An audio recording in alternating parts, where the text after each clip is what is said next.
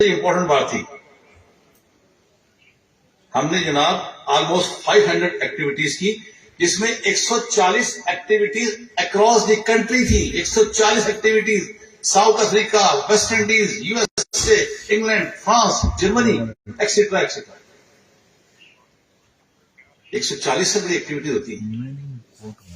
तो जो लोग रो रहे थे बैठे बाहर, हमें पाकिस्तान आना पड़ेगा, इतना खर्चा करना पड़ेगा, एंड वी डिड इट अगस्त 2016 तक। अब जो डिबेटिंग पॉइंट आया, जो हमें पहले दिन से मिला कि क्या ये परमिसिबल है कि नहीं, ये आप लोगों का सबसे इंपॉर्टेंट सब्जेक्ट होगा। सिविल में तो जजमेंट आ गई, सुप्रीम कोर्ट ने क्या किया, सारा उन्होंने रेडीमेड प्रोविजन ऐड करके, लेकिन चूंकि रिकॉर्डिंग ऑफ विटनेसेस जो है वो ऑलमोस्ट एक ही चैप्टर है, चाहे क्रिमिनल में सिविल प्रोसीजर एक है, उसी तरह गवाह खाना सारा कुछ, इसलिए बहुत सारी इसमें सिमिलैरिटीज है।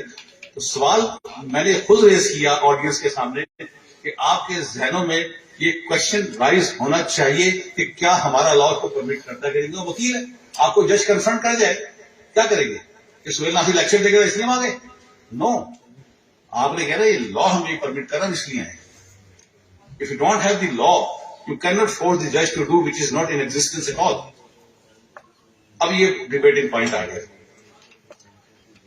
जो पहली विंडो हमें मिलती है ई रिकॉर्डिंग से, वो मिलती है सुप्रीम कोर्ट का केस था PLJ 2013। अगर आप लिख ले शायद कभी आपके काम आ जाए। PLJ 2013 सुप्रीम कोर्ट 107, ये वो जजमेंट थी जिसने मुझे रोशनी दिखाई, जिसने मुझे रास्ता दिखाया। PLJ 2013 supreme court 107।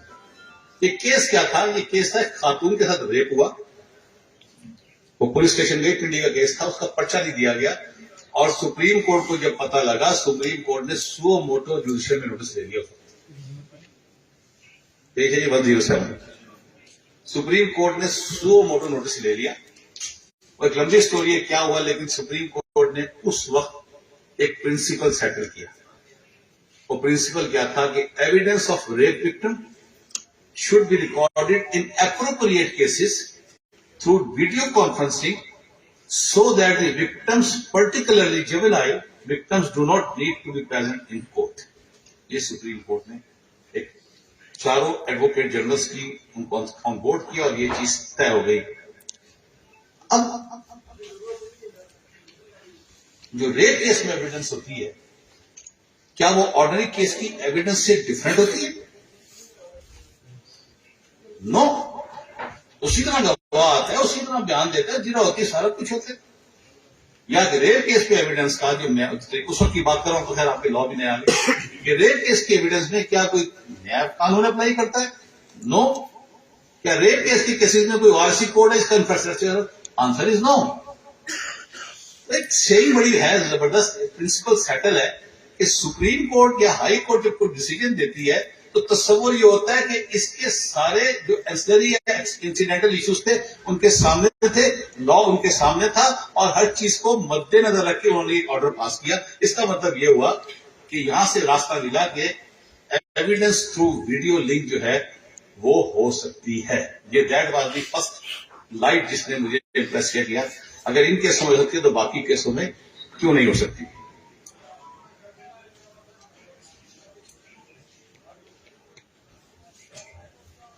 अच्छा जी, अब मैं आपको लीगल डिस्कशन तरफ ला रहा हूं।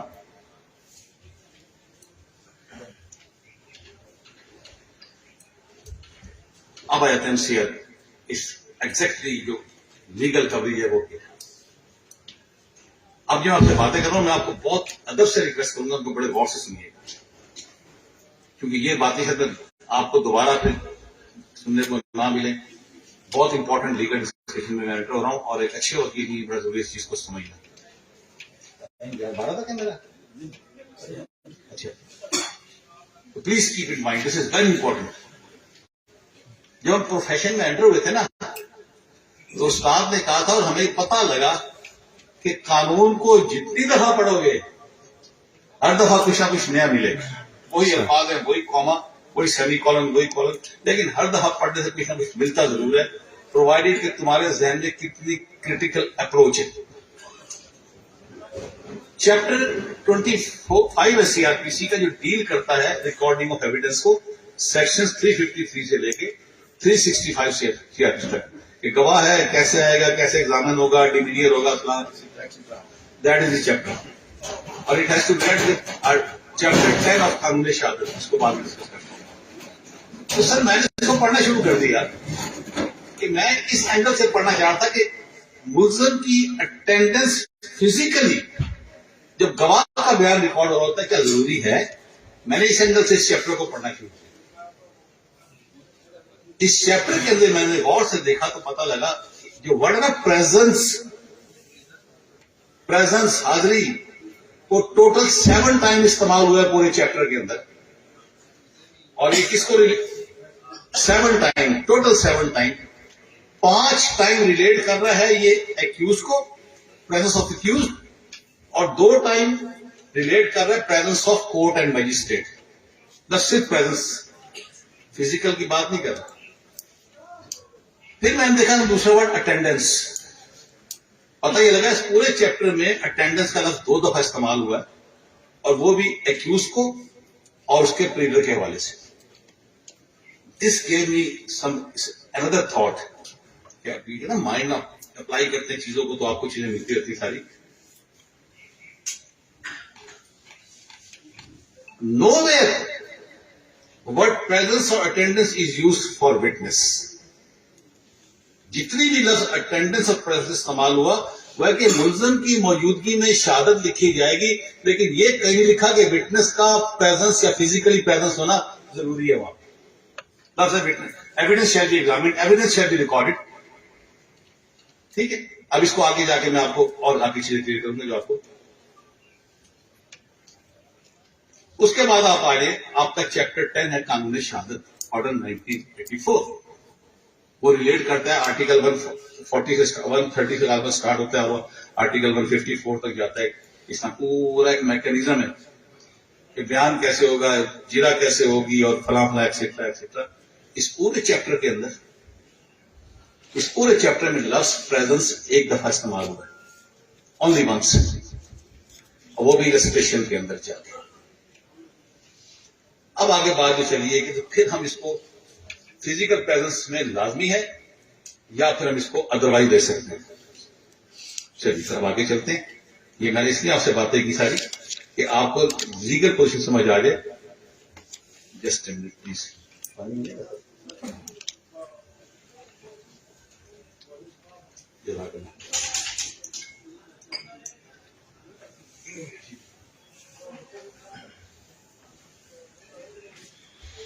आपके जहन अभी भी मुंतशिर होंगे मेरे हिसाब से, और होने चाहिए।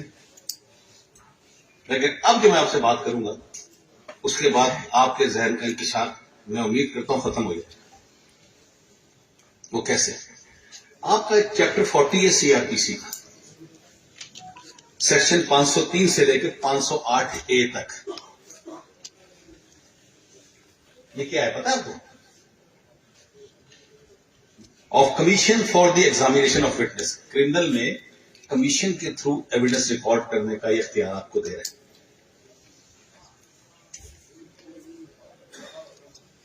ये कमीशन जाता क्यों है?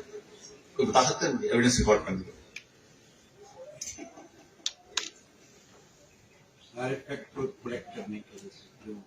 इसलिए जाता है कि उस विटनेस की फिजिकली प्रेजेंस नामसार हालात की वजह से पॉसिबल नहीं रहती।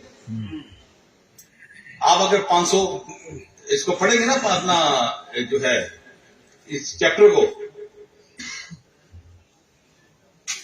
उसमें लिखा if the attendance of a witness can not be procured due to unavoidable circumstances और फला फला फला फला, तो court shall issue a commission. ऐसे ही आप इसको पढ़ लीजिए जाते। इसका मतलब यह है कि कोर्ट अब इस पोजीशन में नहीं है बराह रास्त उसको बुलाए और उसकी एविडेंस रिकॉर्ड कर सके। तो कोर्ट कहती है मिस्टर XYZ हम आपको कमीशन अपॉइंट करते हैं, या मिस्टर मजिस्ट्रेट आपको कमीशन अपॉइंट करते हैं, आप जाइए और जाकर उस गवाह का बयान लिखिए। इस सिविल में भी आप नॉर्मली आपने ऑब्जर्व किया होगा, वो कमीशन जाता है और जाके वो एविडेंस लिख के जाता है और जज के आगे पेश करता है।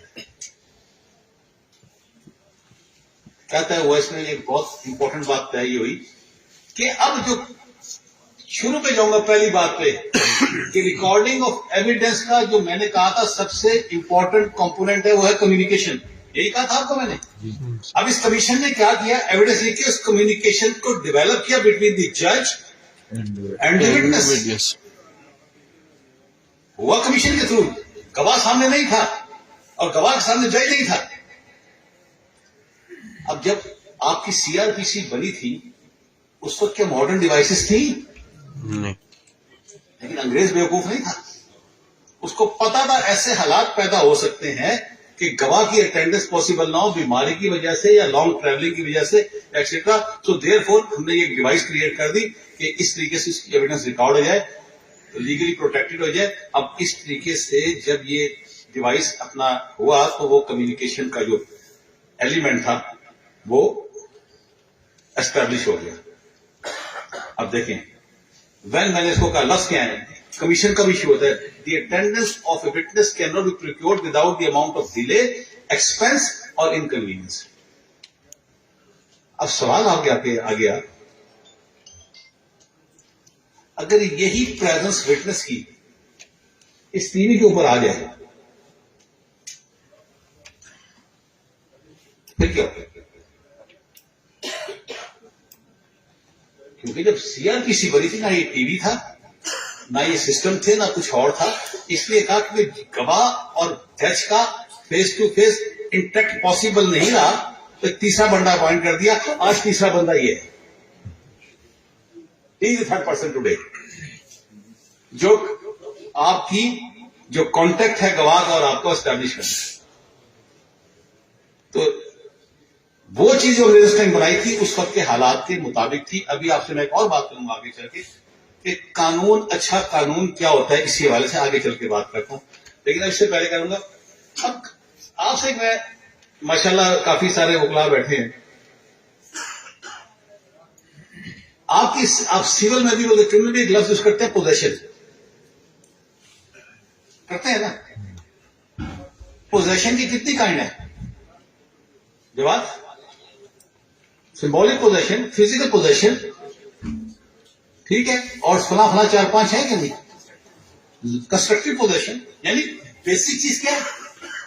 पोजेशन। अब कंस्ट्रक्टिव पोजेशन में हो सकता है फिजिकल पोजेशन ना हो, सिंबॉलिक पोजेशन में physical, but you will be deemed to be in possession. अब वर्ल्ड प्रेजेंस के प्रेजेंस ऑफ विटनेस पे हम चल रहे हैं, ये प्रेजेंस का लफ्ज है क्या? क्या जब सीआरपीसी बनी थी इस लफ्ज के वही मीनिंग थे जो आज हैं, या वक्त के साथ साथ इसमें कोई तब्दीली पैदा होगी? आज भी दुनिया में इस बात में कॉन्फ्रेंसेस होती हैं, वर्कशॉप्स होती हैं कि आज के दौर में इस लफ्ज के मायने क्या होने चाहिए। बेसिक मीनिंग वही रहता है, उसकी अपग्रेडेशन की जाती है कि आज के दौर में इस लफ्ज के मायने क्या होते हैं। 2014 में एक कॉन्फ्रेंस होती है, मुझे उसकी डिटेल अभी याद नहीं, वो मिस कर गया मैं, इस चीज को तय करने के लिए कि जो ये वर्ड्स हैं, उन्होंने कोई चॉइस की होगी काफी सारी, तो इन वर्ड्स के प्रेजेंट ईरा में हम इन वर्ड्स को कैसे अपग्रेड कर सकते हैं, इनकी डेफिनेशंस को। अब प्रेजेंस में क्या क्या चीज इंपॉर्टेंट होती है? पहले number 1 should be in existence, ठीक है। नंबर 2 बीइंग इन व्यू, वो आपको देख रहा है, मुझे देख रहे हैं। नंबर 3 बीइंग इन अटेंडेंस, हाजिर। और number 4 being at one place and not elsewhere, जहां पे मौजूद है वहीं किसी और जगह पे उसकी, अमेरिका बैठा तो अमेरिका ही होगा, उसको इंग्लैंड में नहीं होना चाहिए, पॉसिबल नहीं है। तो जब उन्होंने ये सारी चीजें एग्जामिन की तो उन्होंने फिर कहा कि ये वाली जो प्रेजेंस है, इसको आज के दौर में आप कहेंगे टेली प्रेजेंस, जो सुप्रीम कोर्ट ने 2022 में, आप पढ़िएगा जरा उसको जजमेंट को, ये बात तय कर दी। दिस इज इलेक्ट्रॉनिक प्रेजेंस, लेकिन हम इसको टेली प्रेजेंस भी कह सकते हैं कि बंदा मौजूद है, फिजिकल नहीं है, इन अटेंडेंस भी है, नजर भी आ रहा है, किसी मुकाम पे भी है, अब अगर मैं आपसे एक सवाल करूं यहां पे कि वो शख्स जो टीवी के ऊपर मौजूद है ऑनलाइन और वो शख्स जो यहां मौजूद है, इन दोनों में बेसिक डिफरेंस अगर आपसे पूछूं, कोई एक डिफरेंस भी बताएं तो क्या है?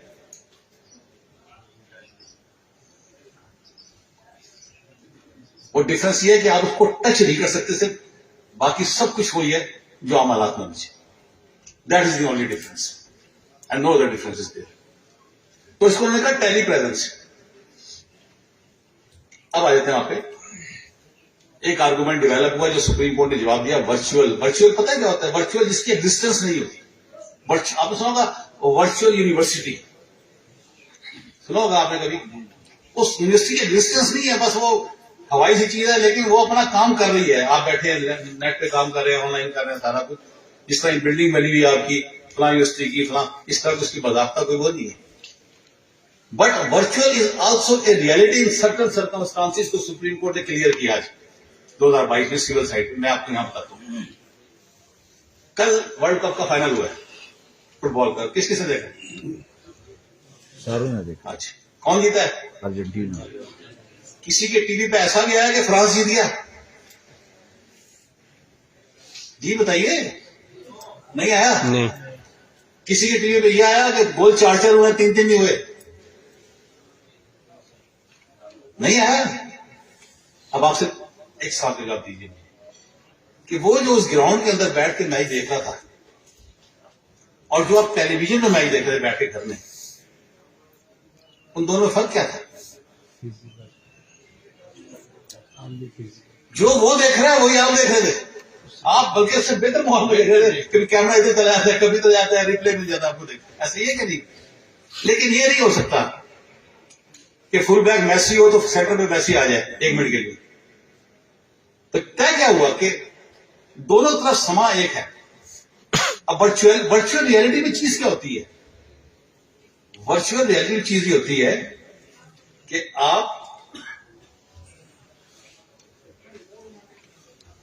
घर के ड्राइंग रूम में 50 के टेम्परेचर पे एसी चला के बैठे हैं, एसी चला के नहीं बैठे, लेकिन आप साइबेरिया का प्रोग्राम देखें और अपने आप को साइबेरिया का प्रोग्राम देख के आपको फीलिंग ठंडक की आ रही है, only because of that reason.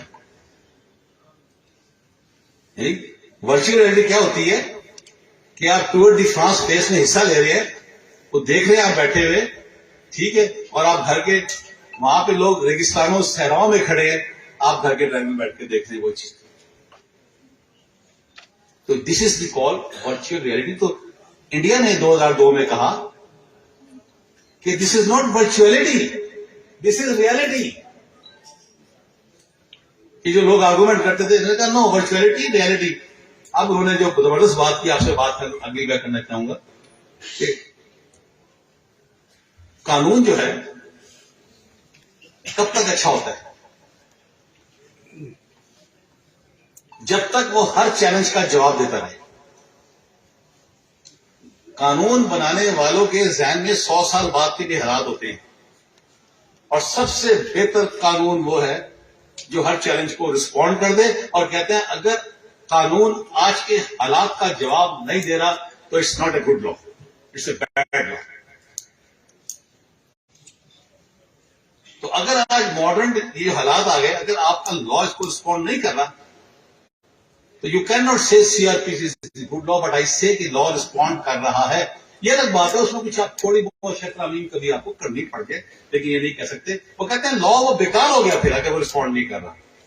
If law fails to respond to the needs of the changing circumstances of society, it will choke its progress. जी, अब मैं आपको क्विकली, टाइम मुझे पता है 2-4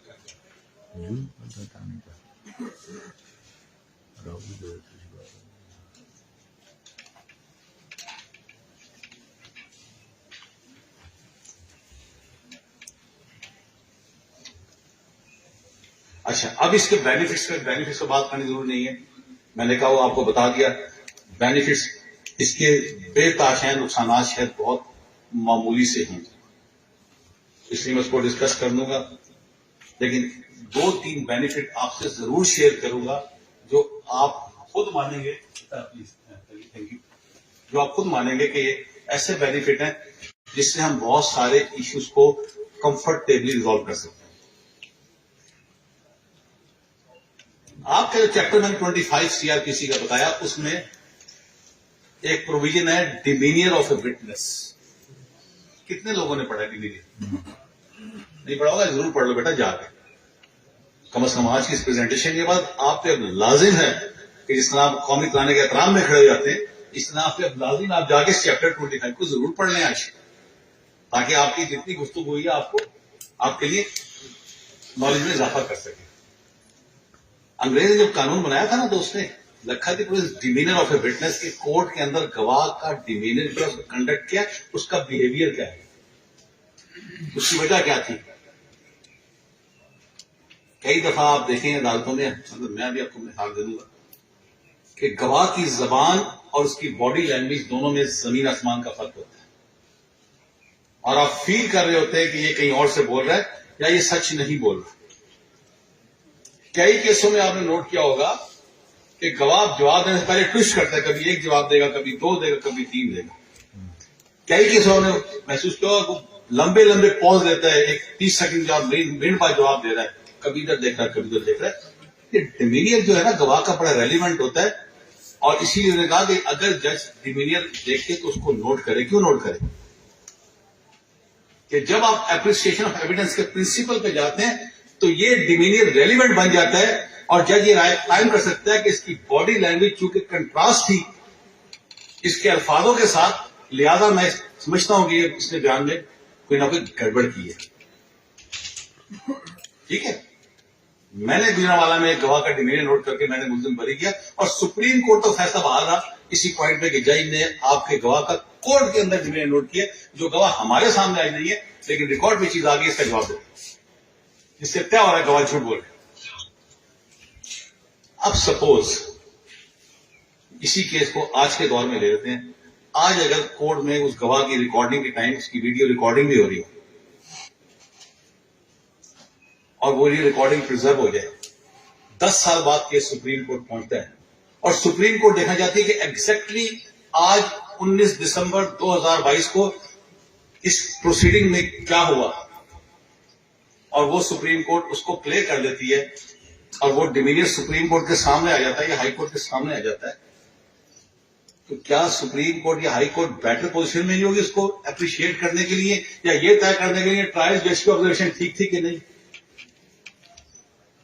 इससे बड़ा बेनिफिट हो सकता है नहीं हो सकता। नंबर 2, आपकी अदालतों में रोज झगड़े होते हैं। क्या झगड़े होते हैं? और जी गवाह ने यह कहा था सर, दूसरे जी ने यह कहा था, तो सर आप तो लिख रहे थे, आपने सुना नहीं, या आपकी कन्फ्रंटेशन कई दफा हुई अदालतों में हुई होगी, और जज नहीं वहां बड़ा बेचारा परेशान लाचार, करूं तो क्या करूं। एक अजीब सा माहौल फिस्टेड आती है, टेंशन बन जाती है। अगर यही रिकॉर्डिंग हो रही हो गवाह की, और क्या अच्छा भाई चुप कर दो, अभी प्लेबैक कर देते, प्लेबैक किया, जो था सामने आ गया, इससे बड़ा कुछ बेनिफिट हो सकता है कि नहीं? बताएं भैया जी sir. You got the answer? जी ऐसा ही है कि नहीं? तो देयरफॉर ये इसका इतना बड़ा बेनिफिट है कि जो अगले 20-25 साल में भी जाके उसी पिक्चर को प्रेजेंट कर देगा जो 20-25 साल पहले हुई थी, एज इट इज।